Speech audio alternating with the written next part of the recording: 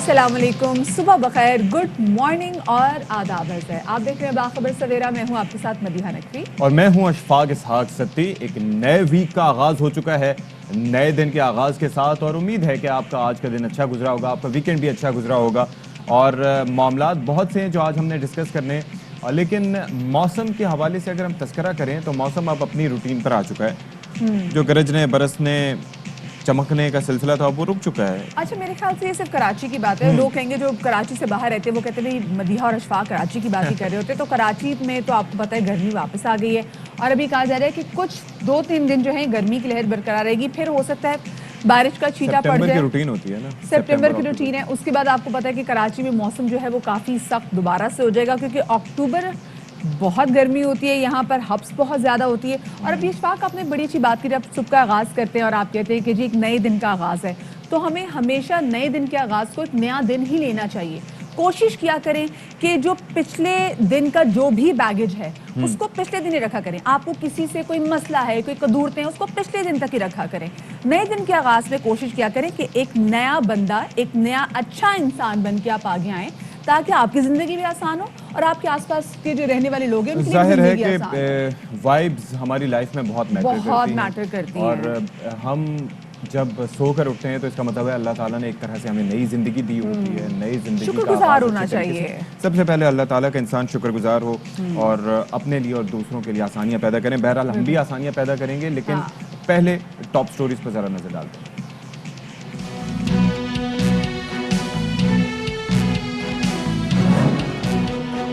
मारूफ अदाकार उमर शरीफ के इलाज के लिए इक़दामात, डॉक्टर फैसल सुल्तान की मेडिकल टीम से मुशावरत। फवाद चौधरी कहते हैं तमाम वसाइल फराहम किए जाएंगे, साथ ही अदाकारों और मद्दाहों की जानिब से सेहतियाबी के लिए दुआएं। जी, तो शो के आगाज़ में सबसे पहले बात करेंगे कल होने वाले कैंटोनमेंट बोर्ड के इंतखाबात के हवाले से, जो कि हुए अवामी नुमाइंदों के दरमियान, और जो अभी तक जो नताइज हमारे पास जो आ रहे हैं वो आपके साथ शेयर करते चलें कि मुल्क भर में हुकूमती और अपोजिशन जमातों में कांटे का मुकाबला तो हुआ, लेकिन अब तक जो आने वाले नताइज हैं उनके मुताबिक आज़ाद उम्मीदवार काफ़ी आगे निकल गए हैं। अब तक के गैर सरकारी गैर हतमी नताइज के मुताबिक आज़ाद उम्मीदवारों को अब तक 49 नशिस्तों पर कामयाबी हासिल हुई है, जबकि हुक्मरान जमात पीटीआई 58 नशिस्तों पर कामयाब हुई है और नून लीग 51 नशिस्तें हासिल कर चुकी है। एमक्यूएम 10 और पीपल्स पार्टी की 14 नशिस्तें हैं, बाप पार्टी की 3, जमात इस्लामी की 5, एएनपी की 2 और जेयूआई ने 1 नशिस्त पर कामयाबी हासिल की है। ये चार्ट आपके टेलीविजन स्क्रीन पर भी है, आप देख सकते हैं कि क्या नशिस्तों का स्टेटस रहा। और ये जो कैंटोनमेंट बोर्ड के इलेक्शंस थे, इस हवाले से काफ़ी मुकाबलेबाजी की फ़ज़ा भी जारी थी, बयानबाजी भी हो रही थी, और फाइनली इंतखाबात हो गए। तहरीक इंसाफ की 58, नून लीग की 51 और आज़ाद जो हैं 49 के साथ तीसरे नंबर पर हैं। तो अब जनाब इसी सूरत हाल पे अब हम ज़रा बात कर लेते हैं। हमारे साथ अली मोहम्मद खान साहब मौजूद हैं, तहरीक इंसाफ के रहनुमा। अस्सलाम वालेकुम जी। वालेकुम सलाम। अली मोहम्मद खान साहब, बहुत शुक्रिया आपने हमारे लिए वक्त निकाला। ये बताइएगा कि ये जो रिजल्ट था एंटिसिपेटेड था? अगर हम स्पेसिफिकली लाहौर की बात करें तो लाहौर में नून लीग ने बाजी मार ली है, मतलब 6 नशिस्तों के साथ अब तक के नताइज के मुताबिक। बहुत शुक्रिया। बिस्मिल्लाहिर्रहमानिर्रहीम, अल्लाहुम्मा सल्लि व सल्लिम मुबारक अला सय्यिदिना मोहम्मद। आज पीर का दिन है और नया जो है हफ्ता शुरू है, तो आप सबको बहुत बहुत मुबारक हो। आज जो रिजल्ट्स सामने जब आए हैं, देर रात तक सब उसको जांचते रहे। आपकी बात दुरुस्त है, लाहौर में मुस्लिम लीग नून को वहाँ काफ़ी अक्सरियत मिली है, लेकिन ओवरऑल अगर आप मुल्क में देखें तो जो हुक्मरान जमात है हमारी पाकिस्तान तहरीक इंसाफ, पूरे मुल्क से उसने सीटें निकाली हैं सबसे ज़्यादा, और जो आज़ाद उम्मीदवार भी हैं उनमें भी अक्सरियत ऐसे हैं जो इंशाल्लाह तहरीक इंसाफ के साथ ही जाएंगे। उनमें बहुत से ऐसे हैं जो तहरीक इंसाफ ही के कैंडिडेट थे। बहुत सी जगहों से जो तहरीक इंसाफ को शिकस्त भी हुई है, तो उसकी वजह ये थी कि कुछ हमारे नौजवान ज़ाहिर जज्बाती हैं, जब टिकट ना मिला वो खड़े हो गए, 1-1, 2-2, 3-3 तहरीक इंसाफ से खड़े हो गए, लेकिन उसके बावजूद भी अक्सरियत तहरीक इंसाफ के पास रही। मैं समझता हूँ कि आज़ाद कश्मीर, गिलगित बल्तिस्तान, सियालकोट के बाद ये चौथी बार जो है अवाम ने इमरान खान साहब पे पिछले कुछ अरसे में 6-8 महीने के अंदर जो है एतमाद किया है। मैं समझता हूँ ये इमरान खान साहब पे एक एतमाद का मज़र है। हालांकि मुश्किलात भी हैं, महंगाई की इशूज़ भी हैं, लेकिन अवाम बहरहाल लीडरशिप रोल में इमरान खान साहब को देखना चाहती है और आपने वो देख लिया।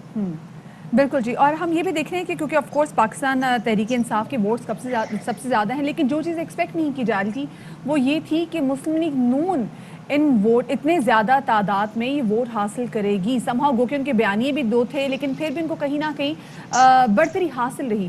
تو اس پہ آپ کیا کہنا چاہیں گے؟ آپ سیٹسفائیڈ ہیں جو ریزلٹس آپ کے سامنے آئے ہیں؟ دیکھیں 2 باتیں ہیں. ایک تو ہمیں اپنی پرفارمنس مزید بہتر کرنے کی ضرورت ہے، اس میں کوئی 2 رائے نہیں ہے، کیونکہ اکثریت تحریک انصاف کو ملی ہے، سب سے زیادہ سیٹیں ملی ہیں، لیکن ہمیں اپنی پرفارمنس مزید بہتر، اور پرفارمنس کا مطلب صرف انتظامی یا گورنمنٹل پرفارمنس نہیں، بلکہ سیاسی اور تنظیمی پرفارمنس یا انتظام بھی، کہ جو ٹکٹ ڈسٹریبیوشن، اور خاص کر جب ٹکٹ مل جائے تو جو ہمارے دوست کھڑے ہوتے ہیں ان کو پھر راضی کر کے بٹھانا، کیونکہ اگر آپ کی طاقت تقسیم ہوتی ہے تو یہ ایک چیز ایسی ہے جس کو ہمیں دیکھنا ہوگا. دوسرا، جو مسلم لیگ نون نے بھی سیٹیں نکالی ہیں، ظاہر سابق حکمران جماعت ہے، یہاں پہ ان سے میں ضرور ایک سوال کروں گا کہ جہاں سے اب آپ جیت گئے ہیں تو وہاں تو ووٹ کو عزت مل گئی ہے، وہاں تو آپ کے ساتھ کوئی دھاندلی نہیں ہوئی نا؟ کیونکہ جب آپ ہارتے ہیں آپ کہتے ہیں دھاندلی ہوئی ہے، تو ایسا تو کہیں نہیں ہے کہ جہاں سے آپ ہار گئے ہیں وہاں پھر دھاندلی ہوئی ہے، اور جہاں سے آپ جیت گئے ہیں وہاں ووٹ کو عزت مل گئی ہے. تو خدا را اپنے اس جو آپ نے خود سے کریٹ کی ہوئی ایک مت ہے اس سے نکلیں اور عوام کے فیصلوں کو قبول کرنا شروع کریں. الیکشن کمیشن نے یہاں پہ جو رول ان کا ادا ہوا ہے اس سے بھی کلیئر ہے کہ کسی کی سائیڈ نہیں لی وہاں پہ، اور وہاں پہ ایک ٹھیک ٹھاک الیکشن ہوا ہے، اور جس کو عوام نے اعتماد کیا ان کو ووٹ ملے ہیں. میں سمجھتا ہوں کہ تحریک انصاف کی زیادہ ووٹ لینے اور زیادہ سیٹیں نکالنے کی وجہ یہ ہے کہ پورے ملک میں اعتماد ان پہ ہے، لیکن ہمیں اپنی پرفارمنس مزید بہتر بنانا ہوگی. انشاءاللہ اس میں بہتری آئے گی. یعنی کہ آپ یہ کہہ رہے ہیں کہ لگتا یہی ہے کہ یہ آپ کا لاس ہے لیکن یہ ان کا گین نہیں ہے، ان کی پرفارمنس کی وجہ سے کسی یا کریڈیبلٹی کی وجہ سے ووٹ نہیں پڑے، بلکہ آپ کے لوگ جو متنفر ہوئے وہ ان کی جانب چلے گئے. بہت سے فیکٹرز ہیں اس میں، آپ یہ نہیں کہہ سکتے، کیونکہ بہرحال لاہور میں ان کی پریزنس اور اپر پنجاب میں تو ان کی ماضی میں رہی ہے، ان کا سٹرانگ ہولڈ رہا ہے. وہاں سے ہم نے قومی اسمبلی کی سیٹیں اور صوبائی اسمبلی کی سیٹیں اور سارا کچھ بڑا ووٹ ہم نے 13 میں اور 18 دونوں الیکشنوں میں جو ہے وہ نکالا ہے. تو میں یہ نہیں کہنا چاہتا کہ ان کا کوئی ووٹ بینک مکمل ختم ہو گیا ہے، لیکن میں یہ ضرور کہنا چاہوں گا کہ بہتر مینجمنٹ سے ہم مزید سیٹیں بڑھا سکتے تھے، باوجود اس کے کہ ہمیں اکثریت ملی ہے. سب سے آگے سیٹیں جو ہیں وہ تحریک انصاف کی ہیں، کچھ بہتر مینجمنٹ سے اس کو ہم مزید بہتر بنا سکتے تھے، لیکن ابھی بھی جو آزاد امیدوار ہیں وہ انشاءاللہ تحریک انصاف کے ساتھ ہی آئیں گے، اور امید جو ہے وہ یہ ہے کہ اگلا جو الیکشن ہوگا 2023 میں اس میں پرفارمنس اس سے بہتر ہوگی. انشاءاللہ. چلیں ٹھیک ہے، بہت شکریہ جی. رہنما پی ٹی آئی ساتھ موجود تھے اور کافی ان سے مفصل گفتگو ہوئی. علی محمد خان صاحب سے وہ کہتے ہیں ایک بات جو بہت اچھی مجھے ان کی لگتی ہے وہ یہ کہ انہوں نے اس بات کو بھی مانا کہ ہاں ہماری بھی پرفارمنس اچھی ہونے کی ضرورت ہے. ٹھیک ہے نشستیں جتنے ایکسپیکٹ کر رہے تھے اس سے زیادہ نہیں، لیکن اس کے باوجود پرفارمنس کا فیکٹر جو ہے نا وہ موجود ہے، کیونکہ ہم نے دیکھا کہ دے ڈڈ ویل ان سندھ، لیکن اگر ہم پنجاب کی بات کریں گے، اسپیسیفکلی لاہور کی بات کریں تو مسلم لیگ نون نے وہاں پہ اچھا سعد رفیق صاحب نے حالانکہ شروع میں الزام بھی لگایا تھا اور کافی ان کی جانب سے پریس کانفرنس بھی کی گئی تھی، کیونکہ کینٹونمنٹ بورڈ ان کے حلقے میں آتا ہے، لیکن وہاں سے نون لیگ اگر نشستیں نکال گئی ہے، اور صرف 7 نشستوں کا اب تک کی اطلاعات کے مطابق جو ڈفرنس ہے، تو آبویسلی یہ ایک ویک اپ کال ہے for Tehreek Insaf, because incumbent government ہے ان کی، اینڈ آئی ہوپ کہ دے پلان ٹو ڈو بیٹر، کیونکہ آگے جو عام انتخابات بھی آئیں گے تو اس کے اندر کافی تقریباً ابھی 1.5 سے 2 سال کا عرصہ رہ گیا ہے، لیکن کام کرنے کی ضرورت ہے. ایک اور اہم معاملہ جس پہ ہم بات کرنے جا رہے ہیں وہ یہ ہے کہ ہم نے خبر نشر کی تھی کہ کامیڈی کنگ عمر شریف صاحب کی طبیعت ناساز ہے، اور کئی دہائیوں تک وہ ہمارے چہروں پر مسکراہٹیں بکھیرتے رہے، اور اللہ تعالیٰ ان کو صحتیاب کرے گا تو وہ مزید بھی اپنا یہ کام جاری رکھیں گے. یہ بھی ایک صدقہ جاریہ ہے. تو جب یہ خبر نشر ہوئی تھی اس کے بعد وزیر اعظم پاکستان عمران خان نے اس کا نوٹس لیا اور عمر شریف صاحب کے علاج کی مکمل ذمہ داری اٹھا لی ہے. بالکل جی. اور ہوا یہ ہے کہ ڈاکٹر فیصل سلطان کی سربراہی میں ایک میڈیکل ٹیم جو ہے یہ بھی تیار کی گئی ہے، اور اس کے مطابق یہ میڈیکل ٹیم جو ہے مشاورت کرے گی اور عمر شریف صاحب کی جو صورتحال ہے جو صحت کی اس کے حوالے سے آگاہ کرے گی. پھر یہ بھی فیصلہ کیا جائے گا کہ ان کا علاج جو ہے وہ پاکستان میں ہوگا یا پھر ان کا علاج جو ہے وہ بیرون ملک ہوگا.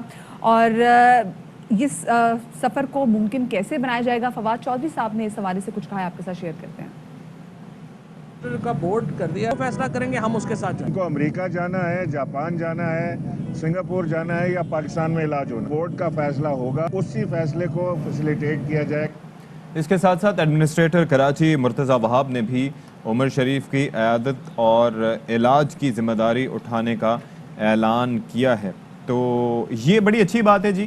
اور عمر شریف صاحب اگر ہم بات کریں تو ایک عرصے تک ہمیں ہنساتے رہے اور اب بھی ہی واز کوائٹ ایکٹیو، لیکن یہ ہے کہ ان کی طبیعت ایسے ناساز ہوئی اور اس کے بعد جناب اب طبیعت ناساز ہونے کی وجہ سے ایک ویڈیو پیغام بھی ان کا جاری ہوا، ان کی تصویریں بھی جو ہیں وہ جب سامنے آئیں تو اس کے بعد نہ صرف یہ کہ سوشل میڈیا پر ایک ہنگامہ مچ گیا بلکہ وزیر اعظم صاحب نے بھی نوٹس لیا۔ بالکل جی، کیونکہ اسپیسیفکلی ہم نے دیکھا کہ اس حوالے سے وسیم بدامی صاحب کے شو میں بھی انہوں نے بات کی، پھر ان کے بعد ایک ویڈیو میسج بھی آیا، پھر شہباز خلیل صاحب نے بھی کہا کہ وزیر اعظم عمران خان تک ان کا میسج آگے پہنچائیں گے۔ لیکن ایک چیز جو اس کو کلیئر کرنا یہاں پہ بہت زیادہ ضروری ہے، کیونکہ ہم کل بھی دیکھ رہے تھے کہ ان کی وائف اور ان کا بیٹا جو جواز شریف ہیں وہ مسلسل یہ کہہ رہے تھے کہ بھئی ہم اس بات کو کلیئرفائی کرنا چاہ رہے ہیں کہ ہم نے کسی بھی قسم کی مالی معاونت نہیں مانگی، بیسکلی ہم آپ سے یہ چاہ رہے ہیں کیونکہ آپ کو پتا ہے کہ آج کل کووڈ کی وجہ سے ویزا سچویشنز جو ہیں وہ کتنی مشکل ہوئی ہے، تو ویزا کے حصول کے لیے اور ساتھ میں ایئر ایمبولنس کے انہوں نے کہا تھا کہ حکومت وقت جو ہے وہ ہمیں فیسیلیٹیٹ کرے، اور کسی بھی قسم کی فائنینشیل ہیلپ یا ایڈ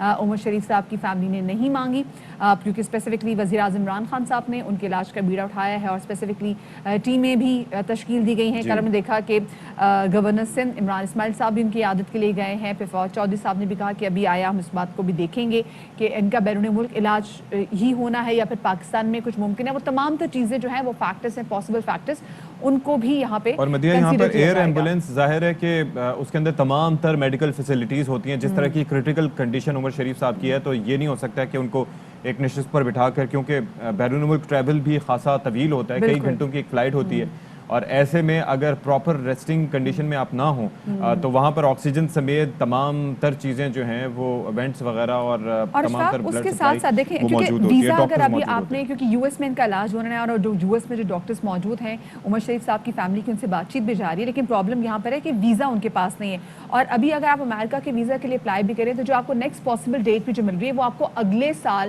جون جولائی کی مل رہی ہے، جو کہ کافی لمبا ہو جائے گا، اس لیے کہا جا رہا ہے کہ حکومت جو ہے کو فیسیلیٹیٹ کرے تاکہ ان کو ویزا جلد از جلد مل سکے۔ فیسیلیٹیشن کی بات کر رہے ہیں اور بات یہ کر رہے ہیں کہ پاکستان کے اسپتال میں ان کا علاج ممکن نہیں ہے، یہی وجہ ہے کہ ان کو بیرون ملک لے جایا جا رہا ہے۔ اب ایسا کیوں ہے؟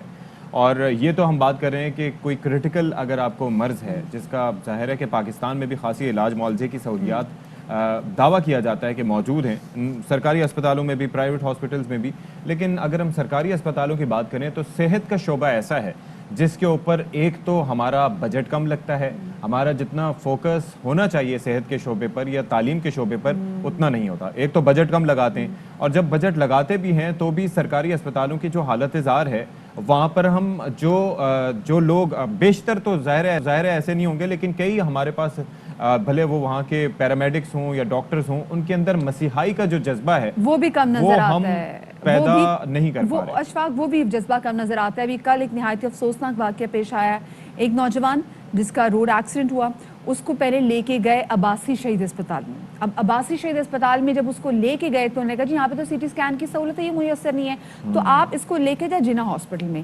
جب اس جوان کو جناح ہاسپٹل لے کے گئے تو جناح ہاسپٹل کا جو عملہ تھا انہوں نے اس کو لینے سے انکار کر دیا، اور پھر اس لڑکے کی فیملی نہایتی کرب میں مبتلا جب ان کو واپس عباسی شہید ہاسپٹل لے کے جا رہی تھی تو اس سے پہلے کہ وہ عباسی شہید ہاسپٹل پہنچتے زخموں کی تاب نہ لاتے ہوئے وہ نوجوان چل بسا۔ یہ وہ صورتحال ہے جس میں سمجھ میں نہیں آتی کہ جب ایک بار ایکسیڈنٹ ہو جائے تو کیوں اسپتال فوراً نہیں لیتے، اور نہ لینے کے چکر میں کل ایک قیمتی جان چلی گئی۔ یہ تمام تو صورتحال پہ نظر رکھے ہوئے نمائندے سلمان لودھی ہم ان سے جانیں گے کہ ایگزیکٹلی ہوا کیا تھا۔ سلمان، یہ حادثہ کیسے پیش آیا تھا اور ایسا کیوں کر ہوا کہ ہسپتال نے اس کو لیا نہیں، اس کو جناح اسپتال جانا پڑا، جناح اسپتال سے واپس آنا پڑا؟ اسپتال کے ڈاکٹرز کی مبینہ غفلت اور عباسی شہید اسپتال میں سہولیات نہ ہونے کی وجہ سے کراچی کا ایک اور نوجوان ٹریفک حادثے میں جو زخمی ہوا تھا، طبی امداد نہ ملنے کی وجہ سے دوران علاج دم توڑ گیا۔ یہ واقعہ پیش آیا تھا ہفتے کی رات 1:30 بجے کے قریب لیاقت آباد 10 نمبر پل پر ایک ٹریفک حادثہ ہوا۔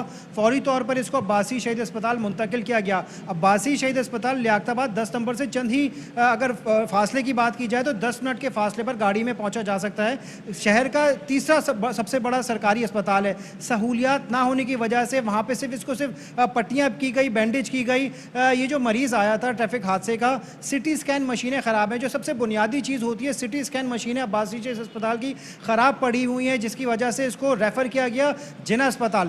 1:30 بجے کے قریب حادثہ ہوا, 2 بجے کے قریب اس کو عباسی شہید اسپتال منتقل کیا گیا. اس کے بعد اس کو 2:30 بجے تک جناح اسپتال ریفر کیا گیا. جو ریسکیو اداروں کا مطابق اس کو جب جناح اسپتال منتقل کیا گیا تو نائٹ شفٹ کے ڈاکٹرز نے عباسی شہید اسپتال کا کیس لینے سے انکار کر دیا اور اس مریض کو واپس عباسی کے لیے ریفر کیا گیا. انہی چکروں میں اسپتال سے دوسرے اسپتال سے واپس عباسی اسپتال منتقل کرنے کے دوران یہ نوجوان راستے میں ہی انتقال کر گیا. عباسی اسپتال کا موقف یہ ہے کہ ان کی سٹی اسکین مشینیں کئی عرصے سے خراب پڑی ہوئی ہیں, جس کا باقاعدہ طور پر اعلیٰ حکام کو بتایا بھی کیا ہے. فنڈز نہ ہونے کی وجہ سے سٹی اسکین مشینیں پہ جو ہے کام نہیں ہونا پا رہا. ہماری جو انتظامیہ سے بات ہوئی ان کا کہنا ہے کہ جناح اسپتال میں کبھی بھی کوئی لوارث ہو یا اسپتال فل بھی ہو تو کبھی بھی مریض کو واپس نہیں کیا جاتا. البتہ کس ڈاکٹر کی جانب سے واپس کیا گیا ہے, کون اس نائٹ شفٹ میں ڈیوٹی پر موجود تھا جس نے اس مریض کو واپس عباسی اسپتال ریفر کیا, اس معاملے پہ تحقیقات کی جا رہی ہیں. جناح اسپتال کے ڈاکٹر کا کہنا ہے کہ معاملے کی تحقیقات کی جا رہی ہے. اگر کوئی بھی ڈاکٹر کسی کی غفلت سامنے آئی تو اس کے خلاف کارروائی بھی کی جائے گی. یعنی کہ سر پر زخم تھا, سی ٹی اسکین جو کہ سر کے زخموں کی نوعیت جانچنے کے لیے کہ انٹرنل بلیڈنگ تو نہیں ہو رہی, دماغ میں بلیڈنگ تو نہیں ہو رہی, یہ جانچنے کے لیے اسکل فریکچر تو نہیں ہے, یہ جانچنے کے لیے بہت ضروری ہوتا ہے. لیکن عباسی شہید اسپتال سے جناح اسپتال تک تقریباً 8.5 سے 9 کلومیٹر جی وہ تو اپنی جگہ, لیکن اس کے بعد 8.5 سے 9 کلومیٹر فاصلے پر ہے جناح اسپتال. وہاں پر ریفر کیا گیا, آدھا گھنٹہ پونا گھنٹہ رکھنے کے بعد پھر وہاں پر لے جایا گیا, پھر وہاں سے انکار کے بعد واپس لایا جا رہا تھا کہ وہ دم توڑ گیا.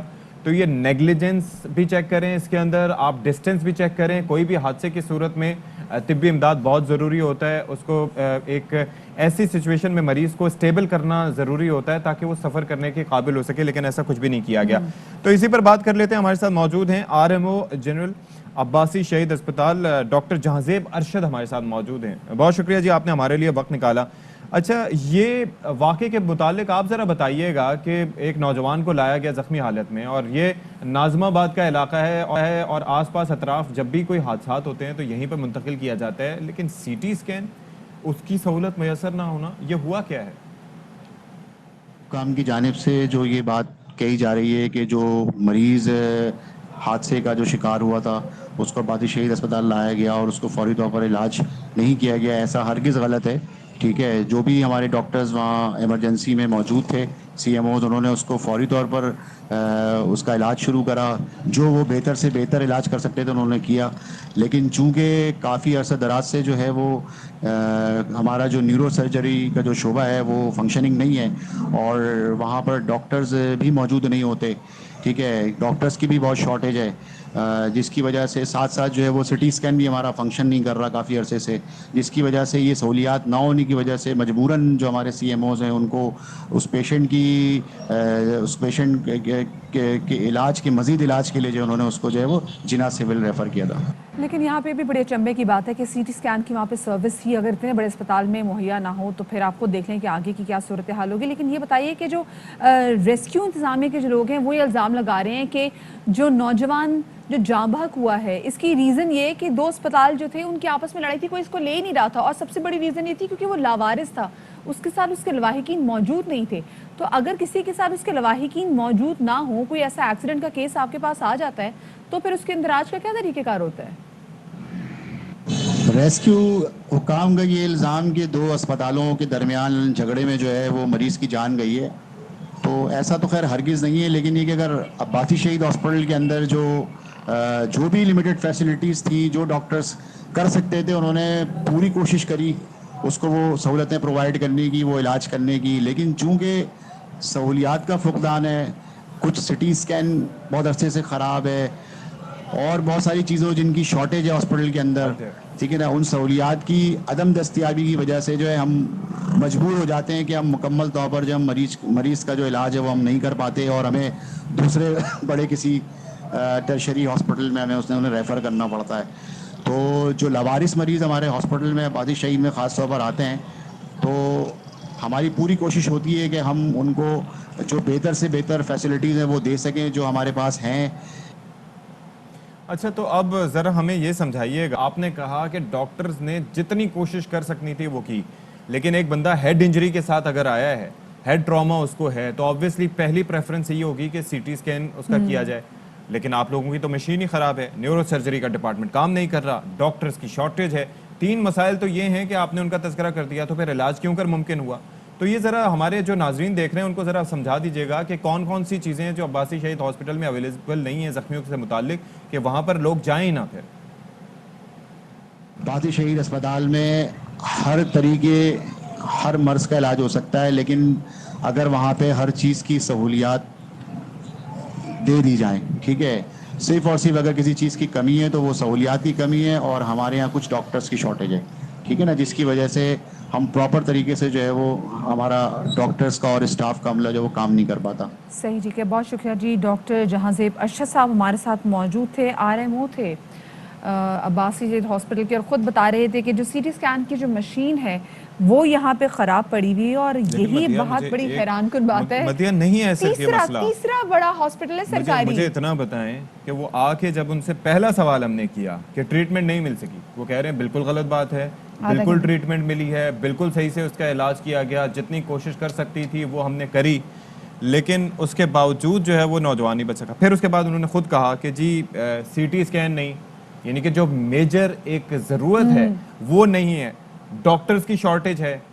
अच्छा, डॉक्टर्स की जब शॉर्टेज होगी तो इसका मतलब है जो स्टाफ ऑलरेडी काम कर रहा है वो भी ओवरलोडेड होगा, वो भी जान छुड़ाएगा कि जो हमारे पास आ रहे हैं, और अगर क्रिटिकल केयर में ज़रूरत है उसको भेजें, वक्त पर वो देख भी नहीं पाए होंगे उस नौजवान को। फिर उसके बाद न्यूरो सर्जरी हमारा डिपार्टमेंट भी बंद है।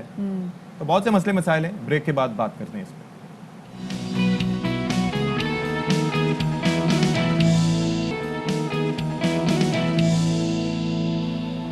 जी जनाब, तो welcome back after the break, और ब्रेक के बाद बात करेंगे ज़रा कुछ क्रिकेट के मामला के हवाले से। पाकिस्तान क्रिकेट बोर्ड के नए चेयरमैन के इंतखाब के लिए जो गवर्निंग बॉडी का इजलास है वो इंशाल्लाह होगा आज, और पीसीबी के election commissioner justice retired Sheikh अजमत सईद इजलास की सदारत करेंगे। साबिक कप्तान रमीज राजा के अनअपोज्ड यानी कि बिला मुकाबला चेयरमैन मुंतखब होने का भी इम्कान है, और नए चेयरमैन की आमद से पहले ही हम देख रहे हैं कि खेल के मैदान में काफ़ी ज़्यादा हलचल जो है वो दिखाई दे रही है। और पहले तो टीम सिलेक्शन के हवाले से इख्तलाफात की खबरें गर्म थी, और ये भी कहा जा रहा था कि मिसबाहुल हक साहब और वक़ार यूनुस साहब तो पीछे हट ही चुके थे, लेकिन इसके साथ साथ कप्तान बाबर आजम के हवाले से भी कहा यह जा रहा था कि वो टीम सिलेक्शन पर खुश नहीं हैं, और उनको भी एक वाज़ेह पैगाम दिया गया। अब एक नया महाज भी खुल गया है।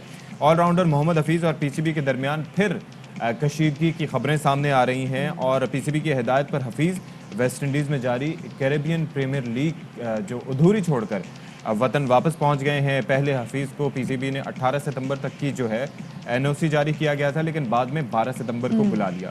उसके बाद क्या हुआ मदिया? बिल्कुल जी, और उसके बाद ऐसे पहले भी हुआ है। ज़रा ये बता रहे हैं कि अचानक बुलाने पर मोहम्मद हफीज़ जो हैं वो बोर्ड से काफ़ी ज़्यादा नाला हैं। वो 1-2 रोज़ में एक अहम प्रेस कॉन्फ्रेंस भी करने वाले हैं। अच्छा, रवां साल जनूबी अफ्रीका के खिलाफ सीरीज से पहले भी हफीज़ को निजी लीग छोड़कर जल्द बुलाने की हिदायत की गई थी, और बायोसिक्योर बबल का हिस्सा ना बनने पर उन्हें टीम में शामिल नहीं किया गया था। मोहम्मद हफीज़ न्यूजीलैंड के खिलाफ T20 स्क्वाड का हिस्सा है, याद रहे, क्योंकि अब ये मैचेस भी शुरू होने वाले हैं। लेकिन ये जो बार बार डेट्स के हवाले से भी जो कंफ्यूजन है ना, कि पहले जब 18 तक की तारीख थी तो आपने इनको डेडलाइन दे दी, नीचे आपको 12 से वापस आना है, और फिर मेरे ख्याल से ऐसे, क्योंकि जब लीग्स खेल रहे होते हैं तो खिलाड़ी की अपनी इमेज के लिए काफ़ी ज़्यादा नुकसानदेह बात होती है। दूसरी चीज़ ये है कि ये तंग करने का मामला भी एट टाइम्स होता है, कि जब आपने किसी को तंग करना होता है तो फिर आप ऐसे ही छोटे छोटे मामलात पर जो है वो उसको तंग करते हैं कि 18 तक की थी, चलो जी 12 को आ जाओ। अब वो छोड़ के बीच में अधूरा आएगा, फिर आप मिलने से इनकार कर दें। आप सोचिए, जब आपने कॉन्ट्रैक्ट साइन किया और आप जल्दी उससे निकलेंगे तो आपके रिलेशनशिप उस लीग वालों के साथ क्या होंगे, फिर वो पता नहीं आप दोबारा आपको साइन करते। लेकिन ऑब्वियसली दे मस्ट नो कि आगे पीछे सिचुएशन क्या है, और बुलवाए गए तो ही बंदा जा रहा है। तो इसी पर बात कर लेते हैं। क्रिकेटर सलमान बट हमारे साथ मौजूद हैं। बहुत शुक्रिया जी सलमान, आपने हमारे लिए वक्त निकाला। ये फरमाइएगा कि एक बार फिर हम देख रहे हैं कि क़यादत बोर्ड की चेंज होने जा रही है, लेकिन पीसीबी और मोहम्मद हफीज़ जो हैं वो फिर से आमने सामने हैं। तो ये जो सारा मामला है, जो टर्न ऑफ इवेंट्स हैं, इसको आप किस तरह से देखते हैं? टाइमिंग ना इनकी बड़ी ऑड है। पिछले दिनों से जो भी हो रहा है, कभी टीम की अनाउंसमेंट पे लेके, कभी कोचेस के रिजाइन को लेकर, तो ये टाइमिंग बड़ी ऑड है। और इसमें प्लेयर्स का सवाल तो बनता है कि एक प्लेयर को आप इजाज़त दे रहे हैं कि मारूसिन खेलें, बाकियों को आप कह रहे हैं कि आप आ जाएं। तो Hafeez with his career which अब जो पाकिस्तान के लिए बहुत लंबा नहीं है और बाकी फॉर्मेट नहीं खेलते, ज़ाहिर है ज़्यादा लीग क्रिकेट खेलते हैं, تو پھر ان کے کانٹریکٹس ڈسٹرب ہوتے ہیں. سو ہی ہیز اے پوائنٹ, جو کہ ایک پالیسی ہے وہ یونیفارم ہونی چاہیے سب کے لیے, اٹ شوڈ ناٹ ویری. صحیح, ٹھیک ہے. اچھا, ہمارے سے سلمان بٹ تو ہیں, لیکن آپ کو بتاتے چلیں کہ ہمارے اسپورٹس کے نمائندے شہزاد ملک بھی ہمارے ساتھ موجود ہیں, ان سے بھی بات کریں گے. لیکن سلمان یہ بتائے گا کہ یہ کوئی پہلا موقع نہیں ہے جب حفیظ اور بورڈ میں ہم دیکھ رہے ہوں کہ آپس میں کشیدگی بڑھی ہو. ماضی میں بھی محمد حفیظ بورڈ سے متعلق کافی بیان دے چکے ہیں, اور جنوب افریقہ سیریز سے پہلے بھی بورڈ نے حفیظ کو نجی لیگ ادھوری چھوڑ کر ٹیم جوائن کرنے کی ڈیڈ لائن دی تھی. اگر بورڈ کو کھلاڑیوں کو واپس سے بلانا ہوتا ہے تو انوسے جاری اس کو کیوں کیا جاتا ہے؟ دیکھیے ایکچولی یہی ایڈ اپ کرتا ہے ڈاؤٹس میں اور کوشچننگ جب پلیئرز کرتے ہیں کہ جب آپ انہیں ایک این او سی دی, آپ نے ایک اجازت دی, تو اب اچانک اس کو چینج کرنے کی کیا ضرورت تھی, جبکہ یہ سارے جو پلیئر ان کو بلایا گیا ہے یہ T20 کی ٹیم میں ہے, اسپیشلی عماد ہو گئے اور حفیظ ہو گئے, یہ ون ڈے اسکواڈ میں تو ہے نہیں. تو جب عماد نے آ کے بھی اسی اسکواڈ کو جوائن کرنا ہے تو آپ حفیظ کو کیوں بلا رہے ہیں؟ تو یہ کافی مسٹری ہے, جب تک پی سی بی اس کے بارے میں نہیں بتاتا کہ کیوں ان کو پہلے بلایا اور ان کو نہیں بلایا. اچھا شہزاد, آپ ذرا یہ بتائیے گا کہ یہ جو ساری رفٹ ہم دیکھ رہے ہیں یہ کوئی پرانا جو سلسلہ چل رہا ہے اس کی کنٹینیوٹی ہے, یا رمیز راجہ صاحب کے آنے سے جو کہ آج آ جائیں گے ہوپ فلی, اور اس کے ساتھ جو حفیظ کے ان سے متعلق ریمارکس تھے اس کا کچھ شاخسانہ ہے؟ اشفاق, جو آپ کہہ رہے ہیں یہ اسی کا شاخسانہ ہو سکتا ہے, لیکن یہ اس سے رمیز راجہ صاحب کے آنے سے جو ہے وہ کوئی تعلق نہیں ہے, کیونکہ 18 تاریخ تک کا ٹائم دیا گیا تھا, این او سی دیا گیا تھا ان تمام پلیئرز کو. لیکن محمد حفیظ کو جو ہے وہ کہا گیا کہ جب نیوزی لینڈ, انگلینڈ اور ورلڈ T20 کے لیے اسکواڈ کا اعلان ہوا, اس میں ان کا نام آیا, اور اس کے بعد کہا گیا کہ جی آپ 12 ستمبر کو پاکستان رپورٹ کریں. اس کے بعد محمد حفیظ نے درخواست کی پاکستان کرکٹ بورڈ سے کہ میں 17 تاریخ کو جو ہے وہ آ سکتا ہوں, تو وہ مجھے آنے دیا جائے, کیونکہ اس سے پہلے جو ہے وہ کیمپ بھی نہیں ہے, کیمپ بھی 18 سے شروع ہونا ہے, تو اس لیے. لیکن پاکستان کرکٹ بورڈ نے کہا نہیں آپ 12 کو آئیں. تو محمد حفیظ نے گزشتہ روز 12 ستمبر کو جو ہے وہ لاہور پہنچ گئے, اور وہ انہوں نے پہنچ کے رپورٹ بھی کیا.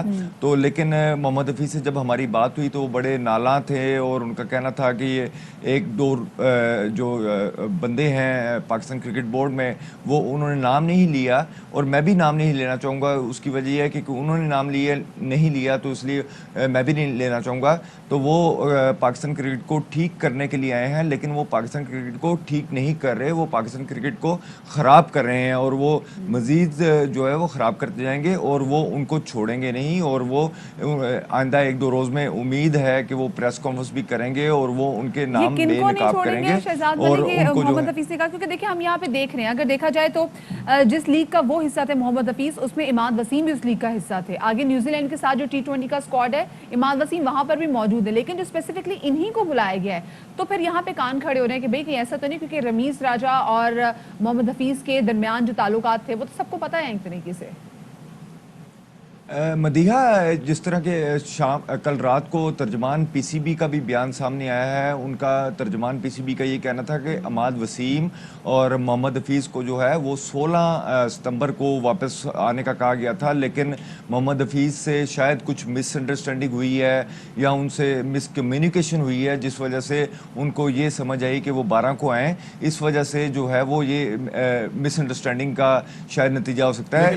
پاکستان کرکٹ بورڈ جو ہے کمیونیکیشن ہوئی ہوگی وہ ریٹن ہوئی ہوگی, یہ تو نہیں ہو سکتا کہ فون پہ ان کو کہہ دیا ہوگا چلیں جی آپ 12 کو آ جائیں, اور ریٹن میں کچھ اور دیا ہو گیا ہو. ظاہر ہے کہ اٹس ڈفرینٹ. بہرحال اسی پر ہم سلمان بٹ صاحب کا بھی موقف لے لیتے ہیں. سلمان بٹ صاحب, یہ جو دوہرا معیار نظر آ رہا ہے کہ عماد وسیم صاحب بھی وہاں پر موجود ہیں, ان کو ٹائم دیا گیا, ان کو جلدی نہیں بلایا گیا, اور بظاہر محمد حفیظ صاحب کے مطابق ان کو جلدی بلا لیا گیا. ابھی تو ظاہر سچویشن مزید کلیئر ہوگی, تو کیا وجہ لگتی ہے آپ کو اس کی؟ دیکھیے یہی تو بات ہے جو سمجھ سے باہر ہے, اور حفیظ کے ساتھ یہ پہلی دفعہ نہیں ہے. رمیز راجہ تو ابھی آئے ہیں, لیکن ان کے آنے سے پہلے بھی ایسا ہو چکا, اور حفیظ کا جیسا بھی آپ نے خود ذکر کیا کہ وہ بورڈ کے ساتھ ان کے تعلقات کافی موقعوں کے اوپر اس طرح کے ہوئے ہیں جہاں پہ وہ ناراض نظر آئے ہیں, اور بعد میں جو ہے اس کو سرٹیفکیٹ دیا گیا ہے. اب جب حفیظ کوئی بات کریں گے یا کرکٹ بورڈ اس کے بارے میں بتائے گا تبھی ہم کہہ سکتے ہیں. ابھی تو مجھے کچھ سمجھ نہیں آ رہا, because there is simply no reason کہ آپ اس کو کیوں بلا رہے ہیں اور اس کو کیوں نہیں بلا رہے. اچھا سلمان, یہ بھی کہے گا کہ جیسے محمد حفیظ نے بھی کہا ہے کہ 1-2 دن میں کہا ہم پریس کانفرنس بھی کریں گے, so what do you expect کہ ورلڈ کپ سے پہلے کوئی اور بڑا فیصلہ بھی سامنے آنے والا ہے؟ جیسے ہم نے دیکھا کہ محمد وقار یونس پیچھے ہو گئے، پھر مصباح الحق پیچھے ہو گئے ایک دم سے.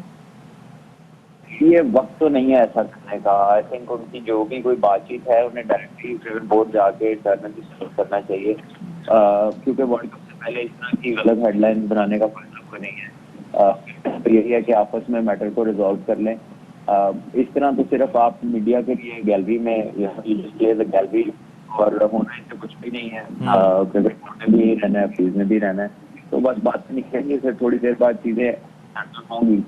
تو آئی تھنک ان کو آپس میں بات کر لینی چاہیے، آپس میں اس کو سالو کر لینا چاہیے. تو شہزاد آپ کی انٹیسپیشن کیا ہے؟ اسپورٹس کمیونٹی کیا سمجھتی ہے کہ حفیظ جو پریس کانفرنس کرنے والے ہیں اس میں کیا کہہ سکتے ہیں؟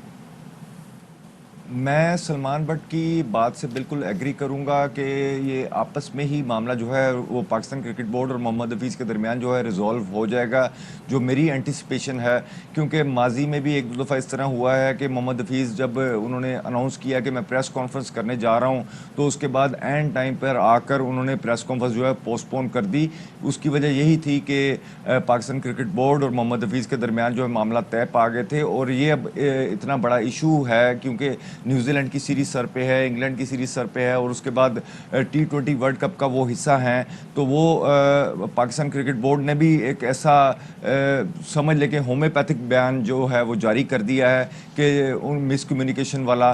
تو اس سے یہی ظاہر ہوتا ہے کہ پاکستان کرکٹ بورڈ اور محمد حفیظ کے درمیان جو ہیں وہ معاملات طے پا جائیں گے اور جو ہے وہ محمد حفیظ پریس کانفرنس نہیں کریں گے. ہمارے پاس اسپورٹس کمیونٹی کا بھی یہی حال ہے کہ محمد حفیظ پریس کانفرنس نہیں کریں گے. صحیح، ٹھیک ہے، بہت شکریہ جی.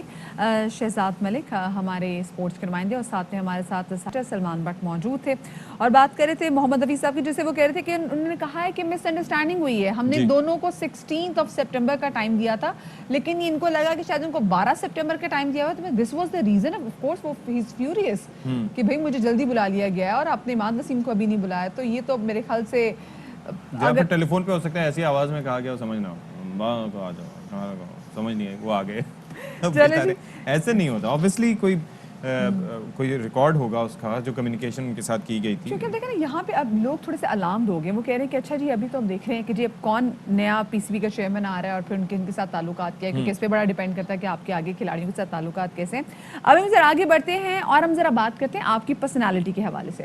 کبھی کبھی ایسا ہوتا ہے کہ اگر میں اپنی بات بھی کروں کہ میک اپ بہت اچھا ہوا ہو لیکن بال اچھے نہ بنے ہونا تو وہ مزہ نہیں آتا. چاہے جتنے خوبصورت کپڑے پہنے ہو، جتنا خوبصورت میک اپ کیا ہو، صرف ایک بال. اگر لڑکوں میں بھی دیکھا جائے، آپ نے مہنگا سوٹ پہنا ہو، مہنگا چشمہ پہنا ہو، بال آپ کے اچھے نہ بنے ہو نا، تو ساری کی ساری جو آپ کی محنت ہے نا وہ رائے گاں چلی جاتی ہے. ایک تو ہوتا ہے کہ بال بننا، اور دوسرا یہ ہے کہ بال بنانے میں ہم یہ دیکھتے ہیں کہ جس طریقے سے ہیئر ڈرائرز اور اس کے ساتھ آئرننگ اور یہ ساری چیزیں ہوتی ہیں، اس سے بال ڈیمیج بھی ہوتے ہیں. تو آج کل خواتین نے تو اس کے لیے ایک بڑا اچھا طریقہ نکالا ہوا ہے، وہ ہے ہیئر ایکسٹینشنز کا استعمال. بلکہ مدیحہ میں تو دیکھ رہا ہوتا ہوں ہیئر ایکسٹینشنز تو کیا وہ پورے لائک بالکل جی، پوری ویگز جو ہے مارکیٹ میں دستیاب ہے. میں نے خیر کبھی ویگ نہیں لگائی، یہ میرے اپنے ہی بال ہیں جو رہ گئے بلو ڈرائی سے. لیکن جو مارکیٹ میں کس قسم کی ویگز جو ہے دستیاب ہیں، ہیئر ایکسٹینشن کیسی دستیاب ہیں، لڑکے بھی پیچز لگاتے ہیں، کیسی کیسی چیزیں مارکیٹ میں آ گئی، ارزا خانہ میں بتا رہی ہیں. ایک بریک لے لیتے ہیں، بریک کے بعد آتے ہیں.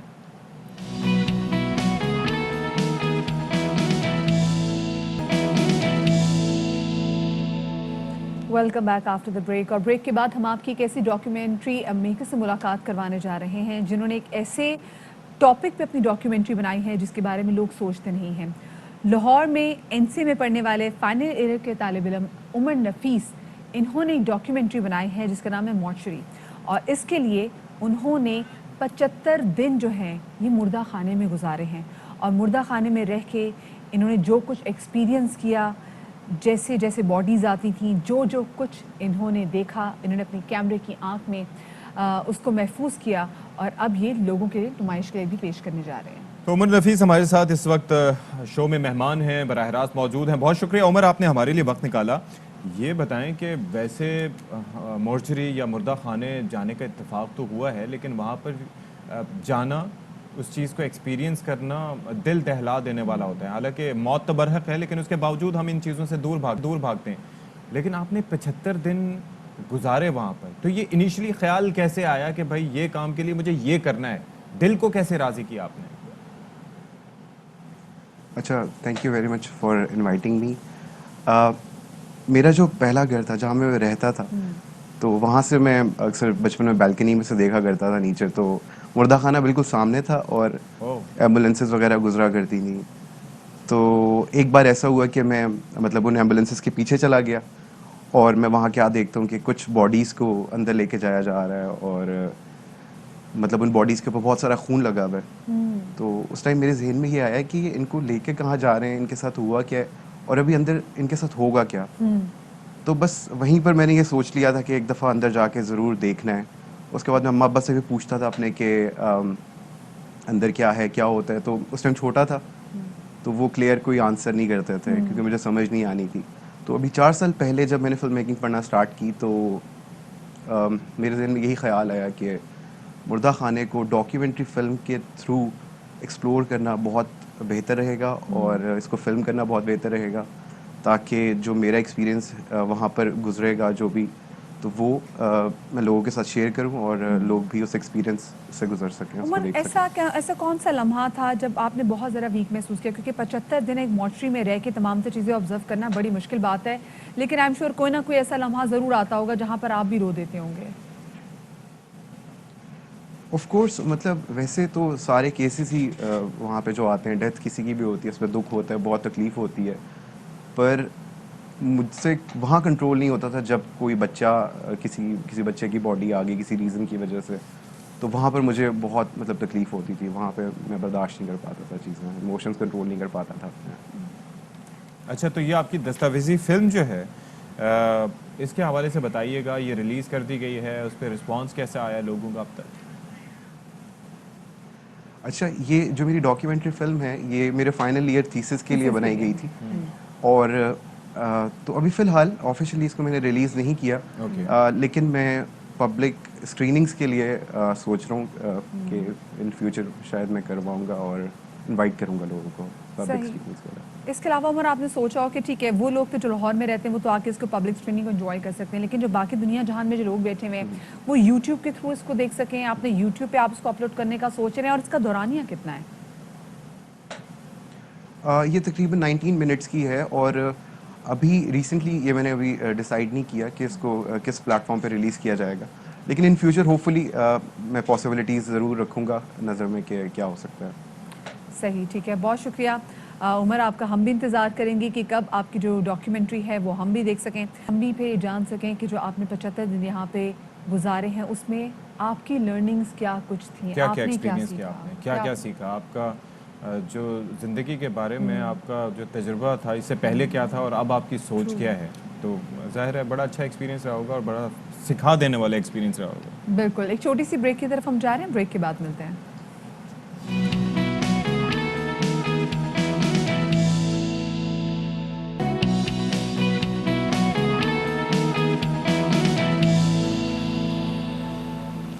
ویلکم بیک ٹو باخبر سویرا. 10 بج چکے ہیں, ہم ایک بار پھر سے آپ کے سامنے موجود ہیں اور آج اور بھی بہت سے انٹرسٹنگ ٹاپکس پہ بات کریں گے. ایک تو یہ کہ پی سی بی چیئرمین صاحب آ رہے ہیں, اس حوالے سے ہم بات کر چکے ہیں, اور ساتھ ہی ساتھ پارلیمنٹ کا بڑا اہم ایک سیشن ہونے جا رہا ہے جس سے صدر مملکت عارف علوی خطاب کریں گے. تو یہ سیشن بڑا امپورٹنس کا حامل ہے, اور ظاہر ہے کہ جب صدر صاحب کسی بھی سیشن سے خطاب کرتے ہیں, خاص طور پر جب وہ مشترکہ سیشن ہو, تو اس کی بڑی سگنیفیکنس ہوتی ہے کیونکہ مہمان بھی اس میں بلائے جاتے ہیں, سیکیورٹی بھی سخت ترین ہوتی ہے. پھر اپوزیشن کی جانب سے دیکھا جاتا ہے کہ ان کا موقف کیا ہوتا ہے, کیونکہ بعض اوقات اپوزیشن چپ کر کے سن لیتی ہے, بعض اوقات صدر صاحب کے خطاب کے دوران ان کی جانب سے پروٹیسٹ بھی کیا جاتا ہے. بالکل. اور یہ دیکھیں گے کہ آج کے اجلاس میں کون سے ایسے امور ہیں جو کہ زیر بحث آئیں گے. اس سے پہلے ہم نے دیکھا تھا نیشنل سیکیورٹی کا اجلاس ہوا تھا, اس میں بھی ایک کافی بڑا اجلاس میں پارلیمنٹیرینز کی بڑی تعداد موجود تھی, آرمی چیف میں موجود تھے, اور اس میں جو امور زیر بحث آئے تھے وہ موسٹلی افغانستان کی صورتحال کے حوالے سے تھے. لیکن اب آج جو اسپیسیفکلی جو اجلاس ہونے جا رہا ہے اس میں کون کون سے امور زیر بحث آتے ہیں اس حوالے سے بھی ہم بات کریں گے. آج اسپیسیفکلی موسم کے حوالے سے بھی, آپ کو پتہ ہے موسم کے حوالے سے اس لیے بات کرنا ضروری ہوتا ہے کیونکہ آپ لوگ جو اپنا تمام تر دن پلان کر رہے ہوتے ہیں تو آپ باخبر سویرا میں جان سکیں کہ ہاں بھائی موسم کیسا رہتا ہے, ہم نے چھتری دھوپ کے لیے لے کے نکلی ہے, یہ چھتری بارش کے لیے لے کے نکلی ہے. ایسا ہی ہے, ایسا ہی ہے. تو جناب اس کے ساتھ ساتھ جو ہم نے ایک خبر نشر کی تھی کہ جو کراچی پولیس ہے وہ بہت ایکٹیو ہے, وہ ایکٹیو ہوئی ہے اچانک, اور وہ ایکٹیو اس لیے ہوئی کہ یہ جو کم عمر بچے چھوٹے چھوٹے جو ہیں وہ بچے ہیں وہ نکل جاتے ہیں کبھی بائکس لے کے, کبھی گاڑیاں لے کر. کہیں تو گاڑی گزرتے ہوئے دیکھیں تو آپ کو کوئی بیٹھا ہوا نظر نہیں آتا. غور کریں تو پتہ چلتا ہے کہ بہت ہی نیچے ایک بچہ بیٹھ کے جو ہے وہ گاڑی چلانے کی کوشش کرے. تو ایسے میں یہ بچے جو ہیں وہ نہ صرف اپنے لیے بلکہ دوسروں کے لیے بھی خطرہ بڑھتے ہیں, حادثات کا شکار بھی ہوتے ہیں اور والدین کے لیے بھی پریشانی بنتے ہیں. تو پولیس نے ان کے خلاف کریک ڈاؤن کیا ہے اور 41 لاکھ روپے کے جرمانے کیے گئے ہیں. بہت اچھا ہوا ان کے ساتھ. بالکل جی, اس حوالے سے مزید اور تفصیلاً بات کریں گے, لیکن پہلے ٹاپ سٹوریز دیکھ لیتے ہیں.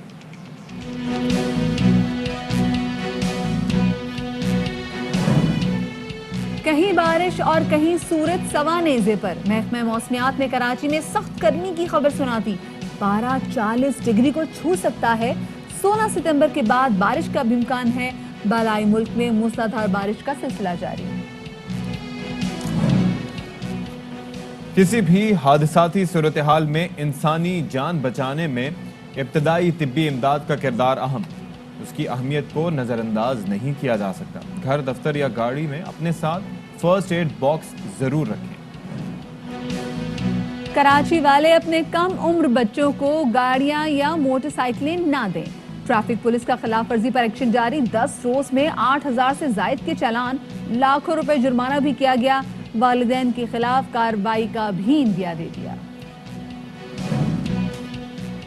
اور طیارہ بھی اڑاتی ہیں اور اداکاری کے جوہر بھی کم نہیں. آج ہمارے شو کی مہمان ہیں کئی معروف ڈراموں میں اپنی اداکاری کے جوہر دکھانے والی شوبز کی معروف شخصیت امارہ چودھری.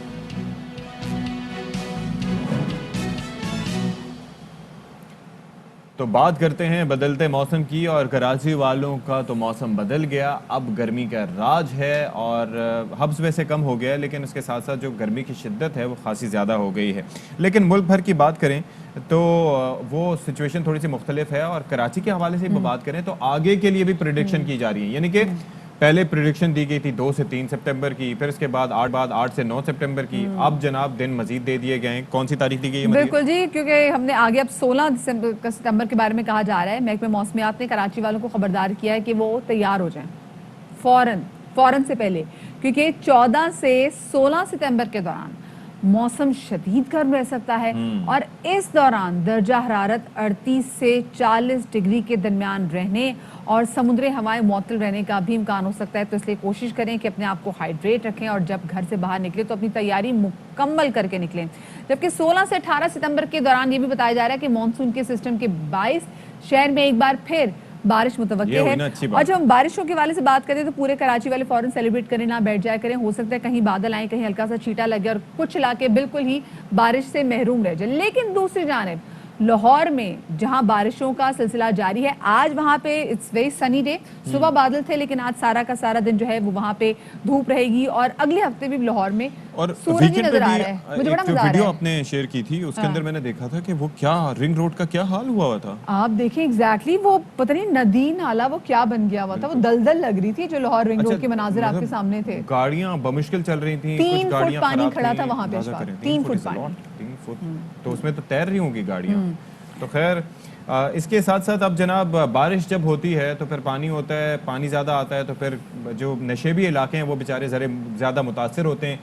ڈرینیج جب تک ہوتی تو اس میں بجلی کی فراہمی بھی متاثر ہو جاتی ہے. تو ابھی جو پریڈکشنز ہیں اس کے حوالے سے پہلے آپ کو بتا دیتے ہیں کہ محکمہ موسمیات نے یہ کہا ہے کہ کشمیر, گلگت بلتستان, اسلام آباد, راولپنڈی, اٹک, جہلم, چکوال, سیالکوٹ سمیت کئی شہروں میں آج بھی بارش ہو سکتی ہے. بالکل جی, اور مزید آگے موسم کیسا رہے گا اس حوالے سے بات کریں گے. ڈی جی میٹ محمد ریاض صاحب ہمارے ساتھ موجود ہیں, ان کو گفتگو کریں گے.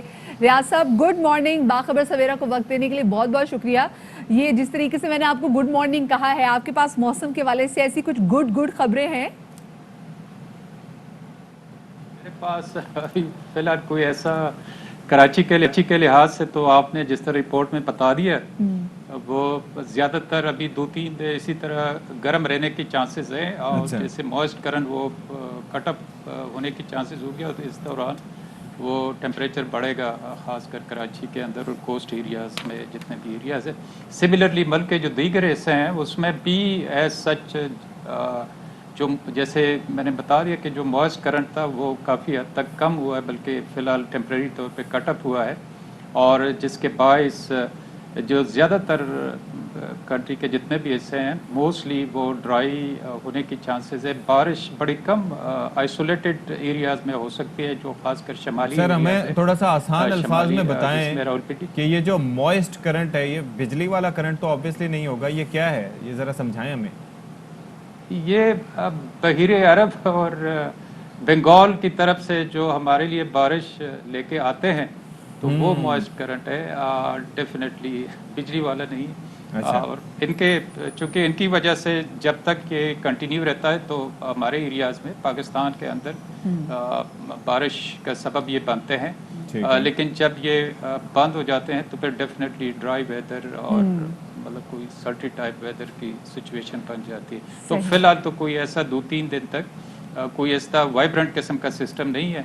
ज़्यादातर मुल्क में मौसम गर्म और कुछ मॉइस्ट बस सनी टाइप रहेगा, पार्शली क्लाउडी सनी टाइप ज़्यादातर रहेगा। सही, ठीक कुछ है। एरिया में आइसोलेटेड रेन हो सकती है ज़्यादा, लेकिन वो ज़्यादा वाला नहीं है तेज़ बारिश की। यानी कि बहुत प्यारे और सुहाने मौसम के ना सपने सजाने जो है ना वो अभी हम छोड़ दें। अच्छा ये बताइएगा, कुछ दिनों पहले जैसे लाहौर के हमारे नुमाइंदे से बात भी हो रही थी और इस्लामाबाद के नुमाइंदों से भी बात हो रही थी, तो वो इतने ज़्यादा खुश थे, स्पेसिफिकली कोयटा और पेशावर के भी, जब वहाँ पे बारिश हो रही थी, कि ऐसा लग रहा है कि विंटर्स जो हैं वो जल्दी आ रहे हैं। तो क्या आप देख रहे हैं कि जो विंटर्स की जो अभी भी, क्योंकि लाहौर का जो टेम्परेचर भी हम देख रहे हैं वो 30 से ऊपर नहीं है, तो अर्ली विंटर एक्सपेक्टेड है पंजाब में, खैबर पख्तूनख्वा में या बलूचिस्तान में या सिंध में?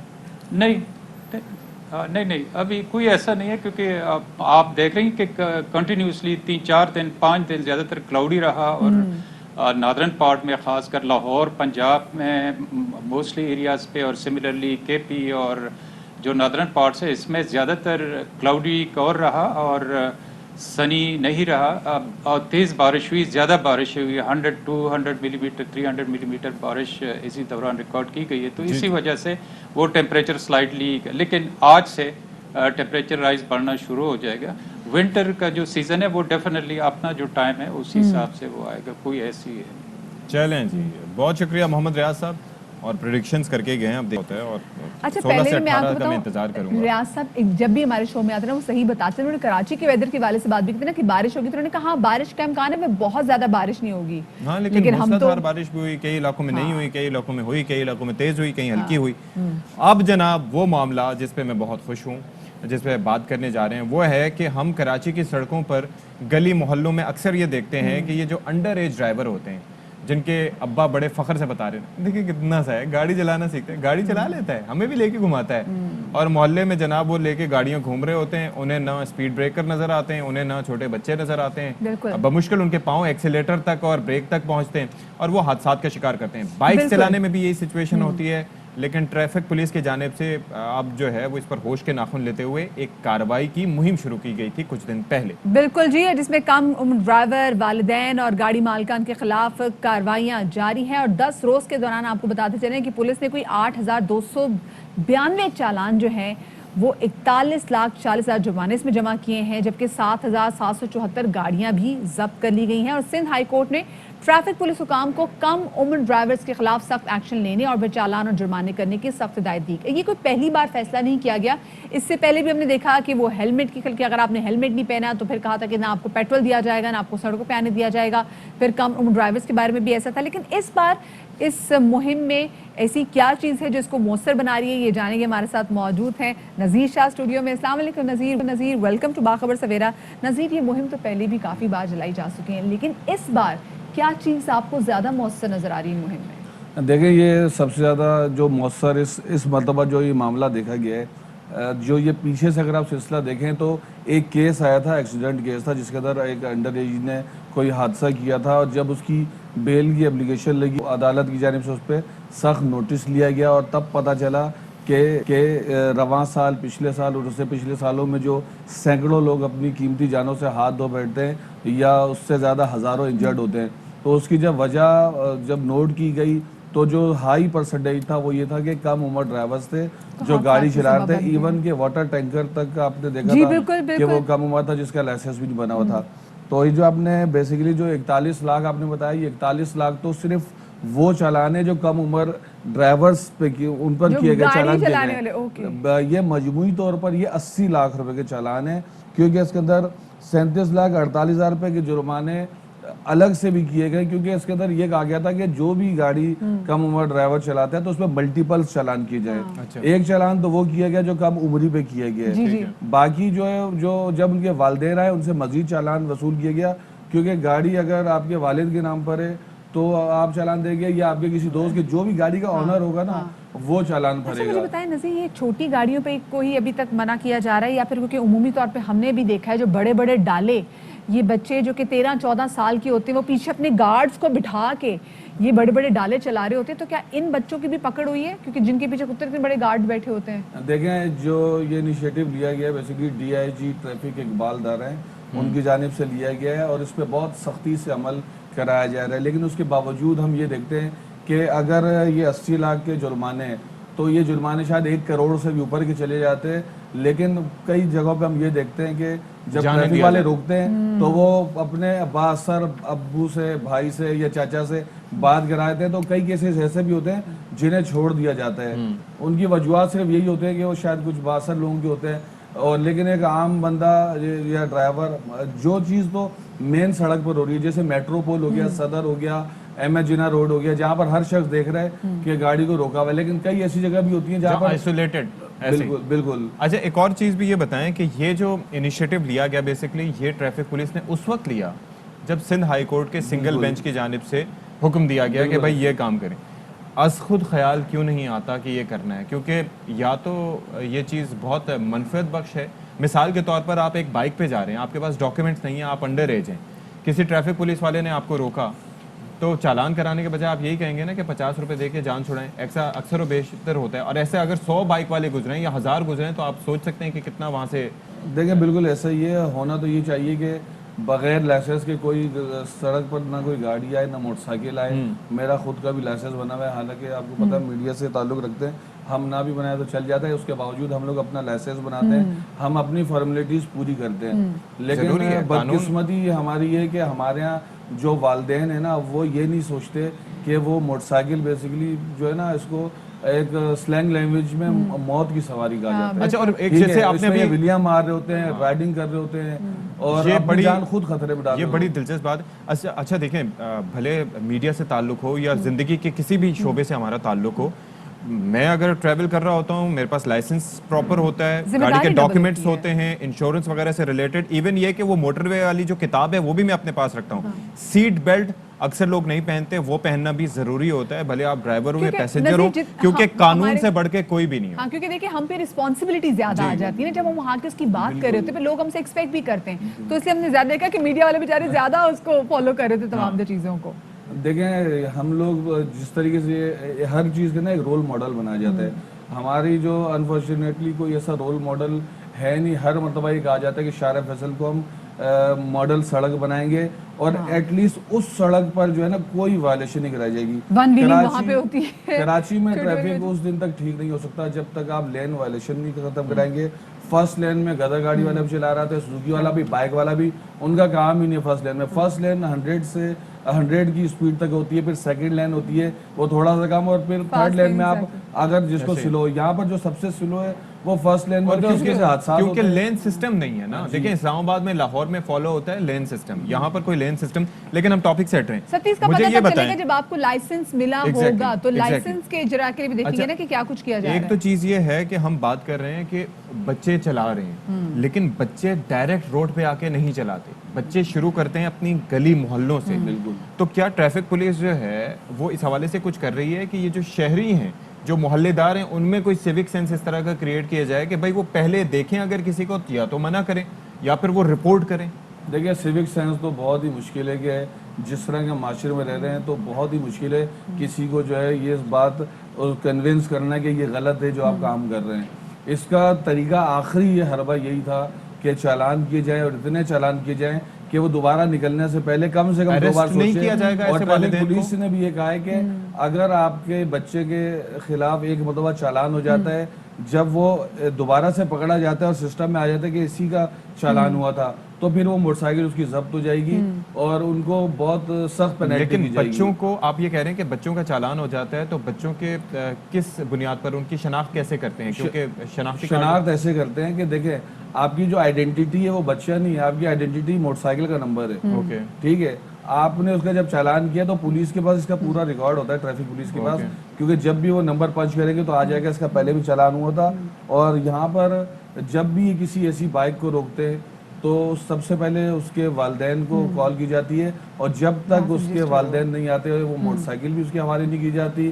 اور اس کا سلسلہ دائرہ کار اگر بڑھایا جائے, کسی بھی کار میں دیکھا جائے, چاہے اس کے پیچھے 4 گارڈ بیٹھے ہوں, چاہے اکیلا چلا رہا ہو, اور بلا تفریق اگر یہ کاروائی کی جائے تو شاید میرے خیال سے نظیر اس کے لیے نا کیمرے سیٹیز میں لگا ہونا بہت ذرا ضروری ہے. جیسے ہم لاہور میں دیکھتے ہیں کہ جب وہاں پر آپ کو سگنل بھی بریک کرتے ہیں, آپ رول بھی بریک کرتے ہیں, تو آپ کے گھر میں پکچرز آ جاتی ہیں, کیونکہ دیکھیں روکنا بڑا مشکل ہوگا, اتنے گارڈز ڈالے میں بٹھائے ہوتے ہیں. ایک حل ہے نا سمپل, ساتھ میں اگر اشفاق 2 چالان ہو جائے تو پھر وہ بچہ جب اصل اپنے ڈرائیونگ لائسنس کے لیے جا رہا ہو تو اس کو نہ دیا. ایک اور چیز بھی ہے کہ نہ صرف یہ کہ چالان کیا جائے, والدین کو اریسٹ کیا جائے جو کہ اجازت دیتے ہیں بچوں کو, اور دوسرا یہ کہ سمپل سا حل ہے کہ آپ رینجر سے اہلکاروں کی مدد حاصل کر لیں. رینجرز کی معاونت ویسے لی جا سکتی ہے. اور جو آپ کیمرے کی بات کر رہی ہیں, میں خود ٹریفک پولیس کے کمانڈ اینڈ کنٹرول میں گیا ہوں, یہ وہاں سے بھی بیٹھ کے مانیٹر کر رہے ہیں, لیکن وہ ہمارے جو کیمرے ہیں وہ جو آٹے میں نمک کے برابر ہے.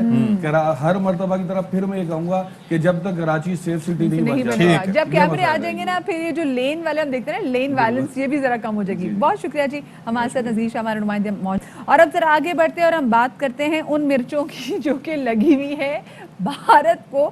مسلسل ہم دیکھ رہے ہیں کہ بیچارے ایک تکلیف میں, ایک مخمسے میں, تذبذب میں, کرب میں مبتلا ہیں. اسپیسیفکلی جب سے ہم دیکھ رہے ہیں کہ کنٹرول افغانستان کا طالبان نے سنبھال لیا, وہ ہر چیز کو, اور پاکستان ایکٹیو ہے. اب مصیبت بیچاروں کو اس لیے ہے کیونکہ انہوں نے بڑی انویسٹمنٹ کی ہوئی تھی افغانستان میں, بھاری انویسٹمنٹ کی ہوئی تھی. وہ چاہ رہے تھے کہ وہ افغانستان کو اپنا ایک اڈا بنا کے اس کو استعمال کریں, لیکن وہ ان کے ہاتھ سے نکل گیا. اب جب وہ ان کے ہاتھ سے نکل گیا, ان کو سمجھ میں نہیں آ رہی کہ پاکستان میں کاروائیاں کیسے کریں گے, تو ٹھیک ہے کاروائی تو نہیں کر سکتے, اب یہ کرتے کہ پاکستان کے خلاف نا الزامات کی وہ چھاڑ کرتے. نہیں, کاروائیاں کیوں نہیں کرتے, وہ فالس فلیگ آپریشنز جو ہوتے ہیں, جعلی سرجیکل سٹرائکس جو ہوتی ہیں, درختوں پہ حملہ جو ہوتا ہے, اس کے بعد اپنے طیارے گر جاتے ہیں اور الزام دوسروں پر لگاتے ہیں, اپنے ہیلی کاپٹر کو ڈر کے مارے خود مار گراتے ہیں.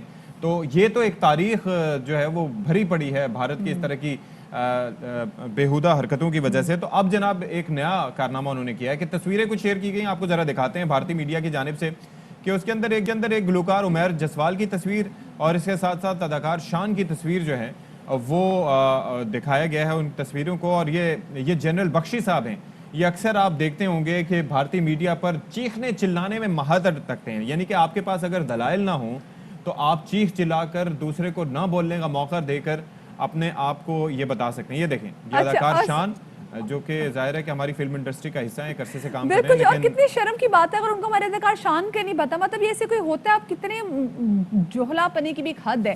خیر جی, ایک فوجی ڈاکٹر کے نام سے ایک بھارتی جعلی ٹویٹر ہینڈل پر یہ دعویٰ کیا گیا ہے کہ میجر اعجاز اور کیپٹن جعفر میرے کلاس فیلو تھے جو پنشیر میں شہید ہو گئے, اور تصویر کو بغیر کسی تحقیق کے سابق بھارتی فوجیوں نے بھی شیئر کیا, اس پہ تبصرے بھی کیے, ایسے تبصرے کیے کہ وہ میڈیا میں بھی ڈسکس ہونے شروع ہو گئے. اور اتنا ہی نہیں, بھارتیوں نے تو سابق وزیراعظم شاہد خاقان عباسی کو پنشیر میں ایئر اسٹرائک کرنے والا ایئر فورس کا پائلٹ بھی بنا دیا. He would be so proud of himself. I mean, Shahid Khaqan Abbasi کی ظاہر ہے کہ فیملی بھی رہی ہے آرمی میں, اور لیکن اس کے ساتھ ساتھ وہ جہاز بھی اڑاتے رہے ہیں, لیکن انہوں نے مطلب ان کو یہ نہیں پتا یہ اگر ex prime minister of Pakistan as well, اگر آپ پاکستان کے ایکس پرائم منسٹر کو نہیں پہچان سکتے, اور ان کی پکچر بھی آپ نے وائرل کی ہوئی, اور یہاں سے آپ دیکھ سکتے ہیں عامر لیاقت حسین صاحب کی تصویر آپ کو یاد نہیں ہے, تو وہاں پہ ان کی ٹرانسمیشن دیکھی جاتی ہے. نہیں, عامر لیاقت صاحب کی بھی ایک تصویر انہوں نے پوسٹ کی تھی نا, جی, اور وہ بھی ہر چیز پنشیر میں, وہ بھی پنشیر میں, everything happens in Panjshir. F-15 aircraft کو پاکستانی F-16 دکھایا گیا, F-18 کو پھر دکھایا گیا, جو کہ یہ دیکھیں ویڈیو بھی ڈالنی انہوں نے. واہ جی واہ, یہ یہاں سے نا آپ اس قوم کا بھی انٹلیکٹ سمجھ سکتے ہیں کہ کتنا آسان ہے کہ آپ بھارتیوں کو کتنے آرام سے پاگل بنا سکتے ہیں, کہ آپ یہ جناب وہ آپ ویڈیو وہ دیکھ سکتے ہیں جو کہ پہلے بھی لگی تھی. ہر چیز کو somehow ہم دیکھ رہے ہیں کہ وہ پنشیر سے اس کو آ کے ریلیٹ کر دیتے ہیں. سو ایک طرح تو ہم دیکھ رہے ہیں کہ بھارت اس کی حرکتیں کر رہا ہے, دوسری جانب ہم دیکھ رہے ہیں کہ بھارت کی جو ظلم و بربریت ہے مقبوضہ وادی پر وہ مسلسل جاری ہے, اور ایک بار پھر اب پاکستان بھارتی مظالم کی جو شواہد ہے وہ دنیا کے سامنے لے کر آ رہا ہے. پاکستان نے مقبوضہ کشمیر کی صورتحال پر ایک اور ڈوزیر پیش کیا ہے. اقوام متحدہ میں سامنے لائے گئے ان شواہد کے مطابق ریپ کو جنگی ہتھیار کے طور پر استعمال کیا جا رہا ہے. क्लस्टर बम की शक्ल में कीमियाई हथियार भी इस्तेमाल हो रहे हैं। इज्तिमाई कब्रों के सबूत, ख़वातीन और बच्चों पर तशद्दुद, वॉर क्राइम, मुस्लिम इलाके की अक़लियत में तब्दीली, अक़वाम मुत्तहिदा की सलामती काउंसिल की करारदादों की खिलाफ वर्जी के शवाहिद इसमें शामिल हैं। इसके साथ साथ जो क्लस्टर बम्स हैं जिनकी दुनिया भर में मुमानियत है कि वो किस तरह के इस्तेमाल किए जाते हैं, यानी कि आप बम कहीं पर जाकर फेंक देते हैं, वो मुख्तलिफ़ शक्लों में होते हैं, मुख्तलिफ़ शेप्स में होते हैं और ऑन कॉन्टैक्ट वो फट जाते हैं जिससे बच्चे माजूर हो जाते हैं। उसके अलावा लैंड माइन्स भी बिछा रहे हैं, वॉर क्राइम कर रहे हैं।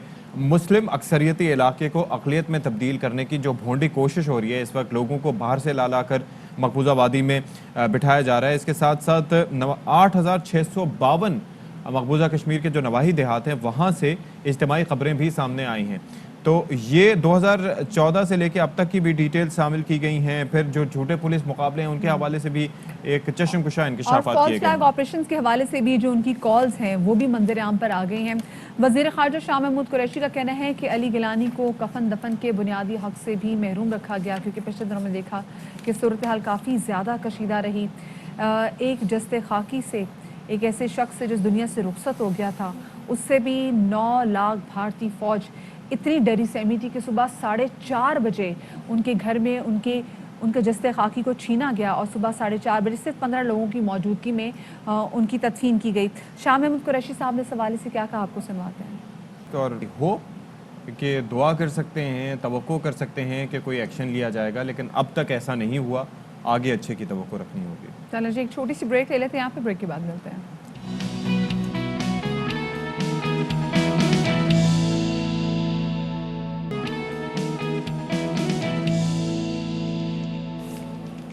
एक बार फिर आपका खैर मकदम है। और हम अक्सर बात करते हैं मुख्तलिफ सूरत हाल की, और जो हादसाती सूरत हाल होती है, जो नागहानी सूरत हाल होती है, उसमें ख़ुद को बचाने के लिए या उसके बाद उसके तदारुक के लिए क्या किया जा सकता है। कोई हादसा हो जाता है, हाथ पे कट लग जाता है, कोई चोट लग जाती है, बाइक पे आप जा रहे हो, फिसल के गिर जाते हैं, ऐसी सूरत में सबसे पहले क्या करना चाहिए। हम उस वक्त देख रहे होते हैं, पूछ रहे होते हैं कि क्या करें, कहाँ से चीज़ें लाएं, और चीज़ें हमें दस्तयाब नहीं होती। तो उसके लिए एक होता है फ़र्स्ट एड बॉक्स, जो कि हमारी ज़िंदगी में लाजिम व मलजूम है। अगर आप सफ़र कर रहे हो तब भी, अगर आप घर पे हों और आपके साथ बच्चों का साथ हो, या वैसे भी हाथ जल सकता है, कुछ भी हो सकता है। बिल्कुल, किचन में होना बहुत ज़्यादा ज़रूरी है, क्योंकि ख़वातीन मुसलसल जो किचन में काम कर रही होती हैं उनको भी इस चीज़ की ज़रूरत पड़ सकती है। कभी आपको चीज़ काटते उसमें आपका हाथ कट सकता है।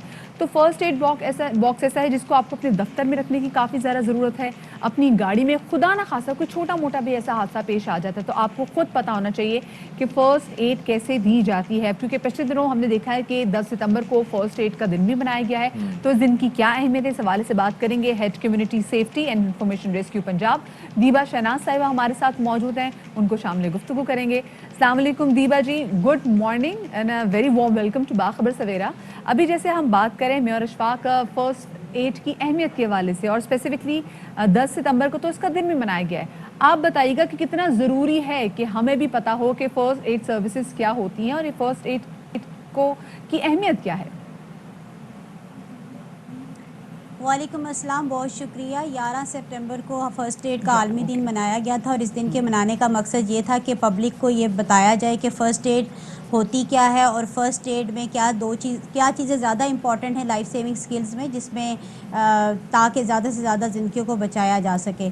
तो सबसे ज़्यादा ज़रूरी ये है कि एक तो आप जाए हादसा पे पहुँचे तो फ़ौरन से आपकी जो एरिया में इमरजेंसी सर्विसेज अवेलेबल हों उसको कॉल कर लें, और उसके बाद अगर आपको ट्रेनिंग हासिल करनी चाहिए फ़र्स्ट एड की, ताकि घर में मेडिकल इमरजेंसीज़ हों या रोड ट्रैफिक का हादसा हो तो आप फ़ौरन फ़र्स्ट एड दे सकें। और फ़र्स्ट एड में भी सबसे इम्पॉर्टेंट जो चीज़ है रोड ट्रैफिक क्रैशेस में, चूँकि इस साल जो फ़र्स्ट एड मनाया गया है वो first aid with road safety के थीम पे बनाया गया है। और आप देखें कि रोज़ाना की बुनियाद पर पंजाब में सिर्फ रेस्क्यू 1122,000 के करीब रोड ट्रैफिक क्रैशेस को मैनेज करती है। अगर वहाँ से जो बाई स्टैंडर्ड्स गुजर रहे हैं, पब्लिक गुजर रही है, उनको फ़र्स्ट एड आती हो, तो अगर 2 स्किल्स उनको पता हो, जैसे दिल को कैसे मुतहर्रिक करना है और ब्लीडिंग कंट्रोल कैसे करनी है, तो ज़्यादा से ज़्यादा CPR और दिल को बहाल करने को मसनूई तरीके से जो तरीक़ाकार है उसको CPR कहते हैं। और CPR की अगर टेक्निक पता है कि कैसे सीने को दबाना है और 1 मिनट में 100 से 120 मरतबा फ़ी मिनट में आपने दबाना है ताकि जो ऑक्सीजन वाला खून दिल में मौजूद है वो दिमाग तक पहुँचे, और जब तक एमरजेंसी सर्विसेज पहुँचें या आप उसको हॉस्पिटल पहुँचाते वो पेशेंट के अंदर जो ऑक्सीजन वाला ब्लड सर्कुलेट कर रहा हो। उसके अलावा ब्लीडिंग कंट्रोल बहुत इंपॉर्टेंट है, क्योंकि बहुत ज़्यादा जो अमवात होती हैं रोड ट्रैफिक क्रैशेस में वो खून ज़्यादा बह जाने की वजह से होती हैं। तो सबको पता होना चाहिए कि ब्लीडिंग कंट्रोल किस तरह करनी है, और अगर कोई तेज़दार आला, छुरी, ऐसी कोई चीज़ बॉडी में पेवस्त हो जाए तो फ़ौरन से उसको वहाँ स्टेबलाइज करना है, ना कि खींच के बाहर निकालना है, क्योंकि अगर आप जितना तेज़ी से उसको बाहर निकालते हैं ब्लड निकल के ज़्यादा ब्लड लॉस हो सकता है, और जिससे वो पेशेंट अनकॉन्शियस हो सकता है और डेथ हो सकती है। अच्छा दीबा साहिबा, ये आपने बताया तो तकरीबन 5 लीटर के करीब, if I am not wrong, तो इंसान के जिस्म में ब्लड होता है। अगर कोई हादसा हो जाए तो कितना क्रिटिकल होता है, कितनी जल्दी उसको वहाँ से शिफ्ट करना, और आपने कहा कि ब्लड रोकना है तो किस तरह से उसको रोका जाए? अगर बहुत ज़्यादा खून बह रहा हो, कंप्रेशन रखें, रोकने की कोशिश करें, बांध दें, क्या करें? जी, फौरी तौर पे आप एक तो एमरजेंसी सर्विस को कॉल करें, क्योंकि जो रोड का इंफ्रास्ट्रक्चर है उसी ट्रैफिक से गुजर के एमरजेंसी सर्विस ने आप तक पहुंचना है और पेशेंट को शिफ्ट करना है। उसके बाद आप उसकी ब्लीडिंग कंट्रोल के लिए कोई भी चीज़ आपके पास अवेलेबल है, उस वक्त पट्टी, कपड़ा वगैरह, वो तो तब है कि आप एक ऑर्गेनाइज किसी टूर पे हैं और आपके पास फर्स्ट एड का बॉक्स है, और अगर नहीं है तो आप अपने हाथ को बचाते हुए कि डायरेक्ट हो सकता है उस जो ज़ख्मी शख्स है उसको कोई बीमारी वगैरह हो, तो आप इस तरह से कपड़े और पट्टी को पकड़ें कि ज़ख्म को दबाव डाल के, कंप्रेशन डाल के बांध दें, और फिर उसको दिल की सतह से ऊंचा रखते हुए हॉस्पिटल लेकर जाएं। वो चाहे एमरजेंसी सर्विसेज पहुंच जाती हैं, आप ले जाते हैं, या आप खुद लेकर जाते हैं। अच्छा दीबा, बहुत सारी जगहों पे हम देखते हैं कि स्कूल और कॉलेजेस में फर्स्ट एड सर्विसेज जो हैं ये सिखाई जाती हैं, लेकिन जहाँ पर नहीं सिखाई जा सकती, या फिर जो घर में ख़वातीन हैं वो भी चाहती हैं कि वो सीखे, खुदा ना खासा कोई ऐसा हादसा तो उनको आना चाहिए, तो वो कहाँ से सीख सकती हैं? जी, पंजाब एमरजेंसी सर्विस का एक बहुत खूबसूरत प्रोग्राम है पब्लिक की सेफ्टी के हवाले से, जो हुकूमत पंजाब ने प्रॉपर तरीके से उसको इस साल हमने लॉन्च किया है। एक तो कॉलेजेस के लिए रेस्क्यू कैडेट कोर के नाम से, जिसके लिए रेस्क्यू कैडेट कोर एप्लीकेशन भी हमने डेवलप कराई है। उसमें ऑनलाइन मॉड्यूल्स मौजूद हैं, और वो अगर सारे कर लेते हैं तो उसकी स्किल्स लर्निंग के लिए नज़दीकी रेस्क्यू स्टेशन पे भी जाके सीख सकते हैं, और कॉलेजेस में हमारी टीम भी जाके उनको सिखाती है। इसके अलावा एक और प्रोग्राम है, कम्युनिटी इमरजेंसी रिस्पांस टीम्स को तमाम यूनियन काउंसिल्स में एस्टैब्लिश किया गया है, और वो हर साल इंटर यूनियन काउंसिल कंपटीशन हासिल करते हैं। और कराची के हवाले से मैं ख़ास तौर पे बात करना चाहूँगी कि अभी रिसेंटली AKU के साथ मिलकर पंजाब एमरजेंसी सर्विस ने भी और मुख्तलिफ पार्टनर्स ने मिलकर एक प्रोग्राम स्टार्ट किया है, पाकिस्तान लाइफ सेवर प्रोग्राम, जिसका टारगेट है कि 10 मिलियन से ज़ायद लोगों को हम लोगों ने पूरे पाकिस्तान में लाइफ सेविंग स्किल्स CPR और ब्लीडिंग कंट्रोल पे हमने ट्रेनिंग देनी है। और उसके लिए coe.tk@AKU.edu पे आप कराची में कांटेक्ट कर सकते हैं, और पंजाब में आप rescue cadet corps app download करके ये तरबियत हासिल। अच्छा दीबा साहिबा, दो चीज़ें बड़ी इंपॉर्टेंट है, वो अगर आप हमें बताती चाहें। एक तो हेड ट्रॉमा की सूरत में अगर किसी को चोट लगी हो सड़क पे, किन चीज़ों का ख्याल रखना चाहिए, और दूसरा ये है कि जो बर्न विक्टिम्स भी होते हैं, एट टाइम्स हादसे का शिकार भी जो लोग हो जाते हैं, आपको पता है सिलेंडर कई गाड़ियों में होते हैं, उस वक्त क्या फौरन क्या करना चाहिए जो रोड पर से लोग गुजर रहे हैं, और इनिशियली वो कैसे हेल्प कर सकते हैं? जितने भी बर्न के विक्टिम्स होते हैं, हर हादसे में कम्युनिटी को चाहिए कि वो सबसे पहले एमरजेंसी सर्विसेज अवेलेबल, उनका नंबर पता और उनको कॉल करें। जैसे पंजाब में 1122 है, और वहाँ पे 1021 है सिंध में, एम्बुलेंस सर्विस 4 डिस्ट्रिक्ट में मौजूद है, और कहीं पे अगर दूसरी एम्बुलेंसेस हैं, जैसे प्राइवेट एम्बुलेंसेस भी हैं। उसके बाद घरों में अगर एमरजेंसी होती है, क्योंकि at the incident site public के पास और कुछ नहीं होता कि उनको हेल्प आउट करें, लेकिन घर में बर्न इंजरी हो तो जो सुपरफिशियल बर्न होते हैं उसको तो पानी डाल के ठंडा किया जाता है। अच्छा। लोगों को डर होता है ब्लिस्टर्स बन जाते हैं, तो ऐसी बात नहीं होती, लेकिन 3rd डिग्री बर्न पे उन्हें ये चीज़ें अवॉइड करनी चाहिए। प्रोफेशनल्स उनको प्रॉपरली रैप अप, क्योंकि कभी-कभी ऐसा होता है कि हम इनिशियली हैंडलिंग कैसे करते हैं कि वो जो उनके जो वूंड्स हैं वो मजीद खराब हो जाते हैं। बहुत शुक्रिया जी, दीबा शहनाज साहिबा हमारे साथ मौजूद हैं। छोटी सी ब्रेक की तरफ हम जा रहे हैं, हमारे साथ रहिएगा।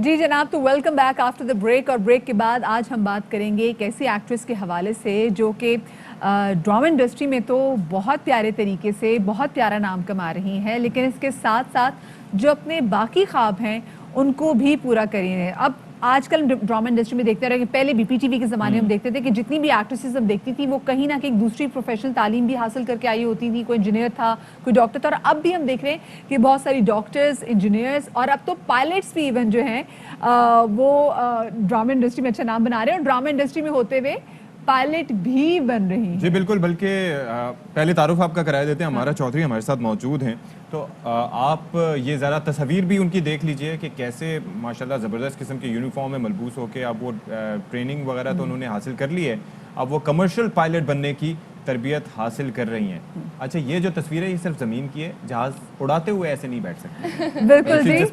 تو ہمارے چودھری ہمارے ساتھ موجود ہیں. ہمارا ویسے کہا جاتا ہے کہ جو اڑان ہوتی ہے کہ جناب یہ تو اداکاری کے شعبے میں اس کی اونچی اڑان ہے, تو آپ کے لیے تو پریکٹیکلی کہا جا سکتا ہے کہ جی اس کی تو ویسے بھی اونچی اڑان ہے, یہ تو طیارہ اڑا رہی ہیں. کیسے ایکسپیرینس رہا اب تک؟ آئی لوڈ اٹ, کیونکہ مجھے پیشن تھا کہ مجھے کمرشل فلائنگ میں جانا ہے, اور جب وہ چیز جو آپ سوچتے ہو آپ پریکٹیکلی کر رہے ہوتے ہو, الحمدللہ بہت خوش قسمت سمجھتی ہوں اپنے آپ کو کہ اللہ پاک کا اتنا کرم ہے کہ جو سوچا جو چاہا اللہ پاک نے وہ دیا.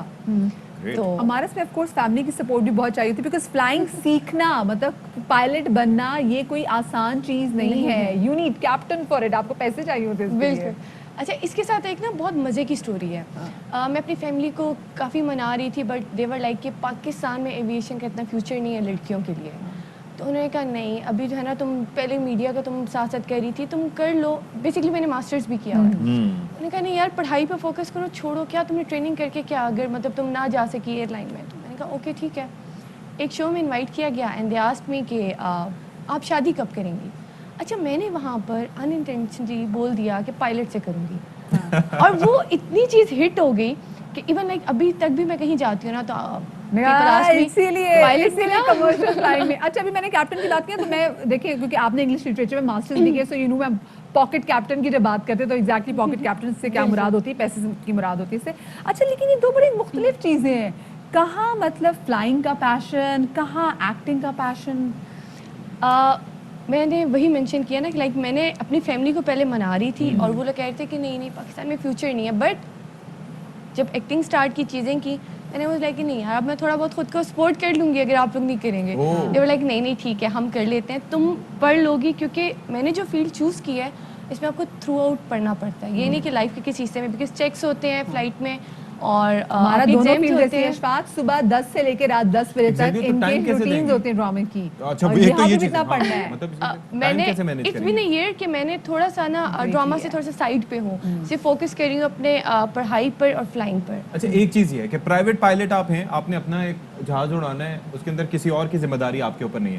کمرشل پائلٹ جب آپ بنتے ہیں تو اس کے اوپر آپ کی رسپانسبلٹی ہے کہ جہاز ڈپینڈز آن کون سا ایئر کرافٹ آپ اڑا رہے ہیں. اگر 737 ہے تو 150 کے پیسنجرز کی بھی obviously responsibility آپ کے اوپر ہے. زندگیاں آپ کے سر پر, تو یہ زیادہ ٹف ٹاسک نہیں ہوگا؟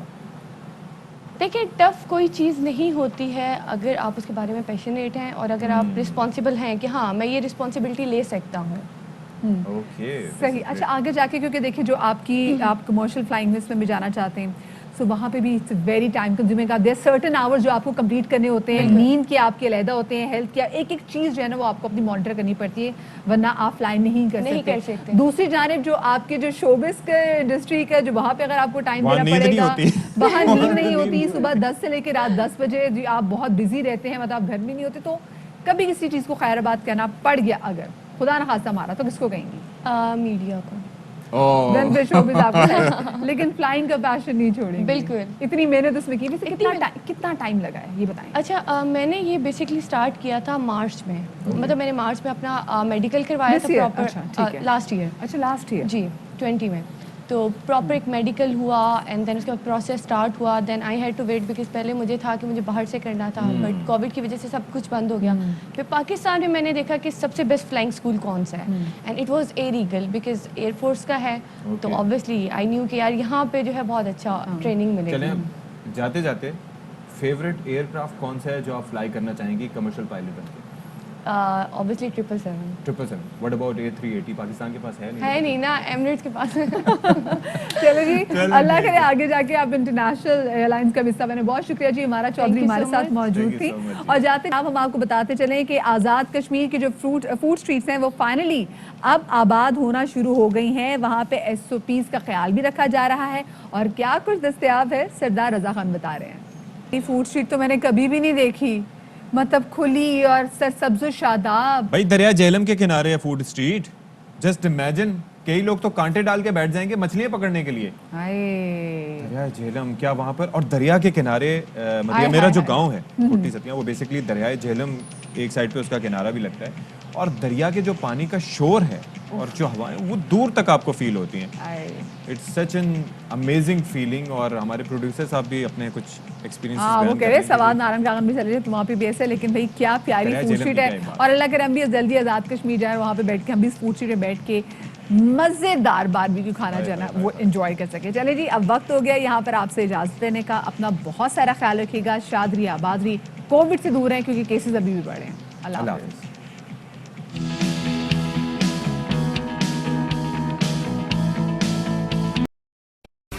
अहम तरीन खबरें अब एक क्लिक की दूरी पर।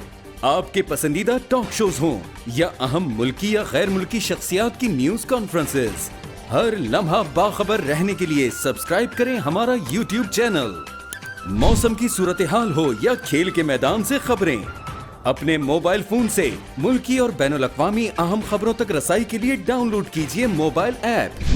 बावसूख ज़राए से मुसद्दिका खबरों, तज्ज़ियों और तबसरों से मुस्तफ़ीद होने के लिए विजिट कीजिए पाकिस्तान की सबसे बड़ी न्यूज वेबसाइट www.arynews.tv।